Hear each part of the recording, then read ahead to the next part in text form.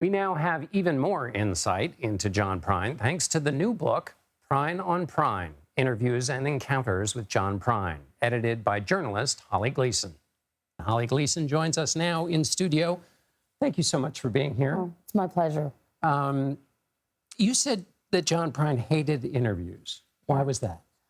He didn't like to talk about himself. He thought everybody else in the room was way more interesting than he was.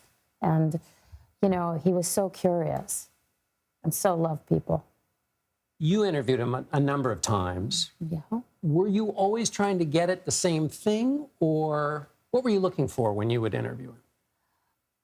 Well, obviously, you wanted to talk about whatever that record was.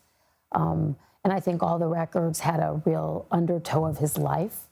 So if you listened and you knew how to ask your questions wisely, sometimes you'd walk away really surprised at what you learned about the human condition. Because of something that he said or something that he illuminated in one of his songs? Both. He was so humble about how he, for lack of a better word, approached the way people get thrown away and what he actually saw and what he wanted to show us.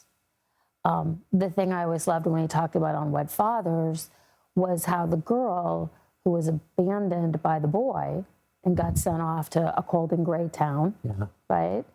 Her heart never got hard, right? It would be easy to feel sorry for this girl. And John wanted to make sure everyone knew she was wronged. But at the same time, she stayed just as tender as that baby. That's right. The last line of the song, or the last section of the song, telling the baby, your daddy never meant to hurt you ever. Yeah. You just don't live here, but you got his eyes. Right. The daddy who had abandoned, essentially, this baby. So how would you just did it very nicely, but how do you explain the power of John Prine's music to people who may have never associated with it? Well, if I think they don't really want to listen, I always tell them, well, Bob Dylan was one of his absolute most favorite songwriters, and he would walk across crowded restaurants and be like, hey, John, how you doing? So, you know, that'll get a drive-by person. And anybody else, you just say, you know those people that nobody sees and they've got a story to tell or they've been thrown away? John holds them up so you understand why they matter. He was always paying attention. Always. Because he picks out, you know, something on the knick-knack shelf or a little detail that just burrows right into people's lives and lived experience. Right, because we're all defined by the smallest details. The biggest emotions anchor to crazy things most people would never notice. How did he think about his fame? I know you said he didn't like interviews and because he wanted to hear about other people, but how did he think about that? I think on a level he thought it was goofy. You know, like I remember going to a movie with him in Miami with my ex-fiance who co-managed him. And this guy's like, oh my God, John Prine, what are you doing here? And he goes, well, I'm going to the movie, kind of like you are. And he goes, oh my God. And he goes, I'm going to be at the show tomorrow. And he went, me too. and you know, that was sort of how he coped with it. He never wanted to be more or better than or bigger.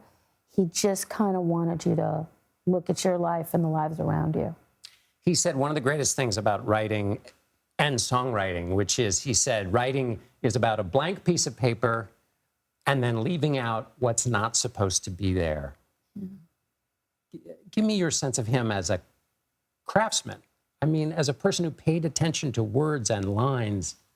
He was, I think one of the reasons, especially as time went on, there were fewer and fewer records, was because he was such a craftsman. And he always felt like he was competing with what had already happened. And there were a lot of songs people really wanted to hear. And, you know, when your first album has Sam Stone, and Angel from Montgomery, and Donald and Lydia, and Paradise, I mean, that's a pretty high bar. It's an incredibly high bar. Yeah. Holly Gleason, thank you so much for being with us. The book is Prine on Prine. Thank you.